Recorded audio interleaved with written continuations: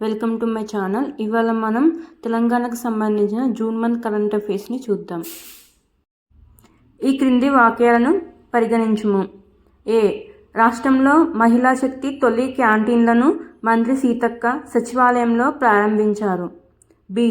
క్యాంటీన్లను నిర్వహించే మహిళలు hotel management విద్య అయినా లేదా ఏదైనా FCI డిప్లొమా కోర్స్ అయినా చేసి ఉండాలి.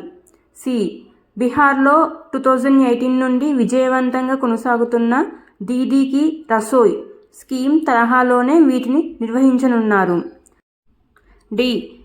మహిళా క్యాంటీన్లను 2 మోడల్స్లో ఏర్పాటు చేశారు. సుమారు 15 లక్షలతో ఒక మోడల్, రూపాయలు 25 లక్షలతో మరో మోడల్ ఉంటుంది.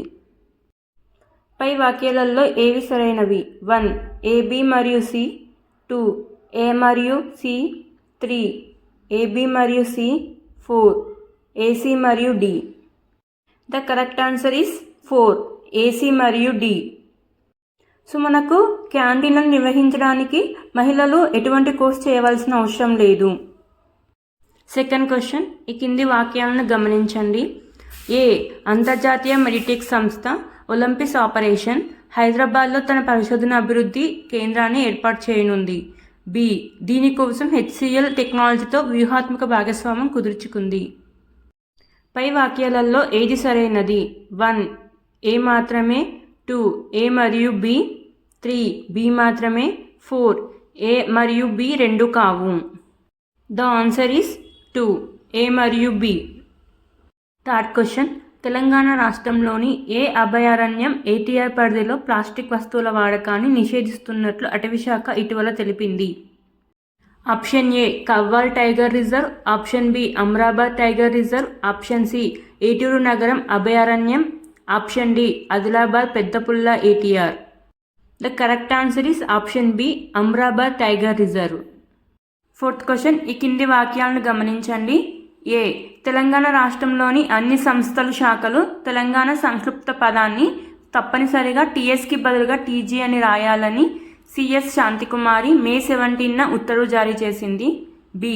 ఆరోగ్యానికి హానికరమైన గుట్కా తయారీ అమ్మకాలపై సంవత్సర కాలం పాటు నిషేధం విధిస్తూ తెలంగాణ రాష్ట్ర ప్రభుత్వం మే 24న ఉత్తర్వులు జారీ చేసింది. పై వాక్యంలోని ఏవి సరైనవి? 1. A మాత్రమే. 2. B మాత్రమే. 3. A మరియు B ఏది కాదు. 4. A మరియు B రెండూను. The correct answer is option 4. A మరియు B రెండూను. ఫిఫ్త్ క్వశ్చన్, కింది వాక్యాలను పరిగణించుము. ఏ. తెలంగాణ రాష్ట్ర గీతం జయ జయ హే తెలంగాణ జననీ జయకేతనం అనే గీతాన్ని CM రేవంత్ రెడ్డి జూన్ 2న ఆవిష్కరించి రాష్ట్ర గీతంగా ప్రకటించారు. బి. ఈ గీతాన్ని అందశ్రీ రాయగా MM కీరవాణి స్వరాలు అందించారు. సి. ఈ గీతం 2.5 నిమిషాల నిడివితో ఒకటి, 13.5 నిమిషాల నిడివితో మరొకటి 2 వర్షన్లుగా ఉంది. డి. ఈ రెండింటినీ కూడా రాష్ట్ర గీతంగానే పరిగణిస్తారు. సరైన సమాధానాన్ని ఎంచుకొనుము. 1. A, B మరియు C. 2.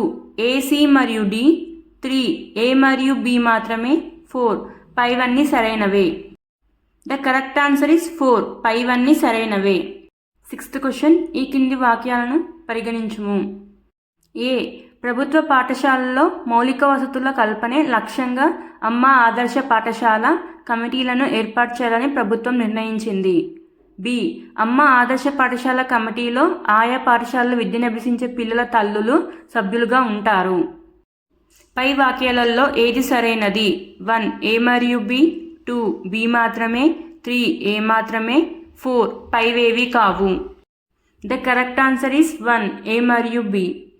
Seventh question, Telangana Andhra Pradesh విభజన అంశాలకు సంబంధించి ఈ కింది ప్రతిపాదనను గమనించుము. ఏ. హైదరాబాద్ ఉమ్మడి రాజధాని గడువు 2024 జూన్ 2వ తేదీతో ముగిసింది. ఇప్పుడు హైదరాబాద్ తెలంగాణకు మాత్రమే రాజధాని.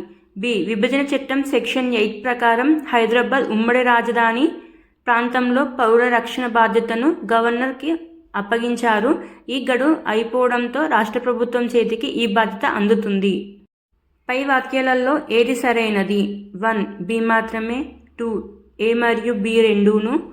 3. A మాత్రమే. 4. ఏవి కావు. The correct answer is 2. A మరియు B రెండూను. ఎయిత్ క్వశ్చన్, ప్రపంచ పర్యావరణ దినోత్సవాన్ని 2024 జూన్ 5న నిర్వహిస్తారు. అయితే 2024 ఏడాది దినోత్సవం యొక్క థీమ్ ఏమిటి? Option A digital innovation for sustainable development, option B world mile challenge, option C land restoration, desertification and drought resilience, option D protect insects, protect birds. The correct answer is option C, land restoration, desertification and drought resilience.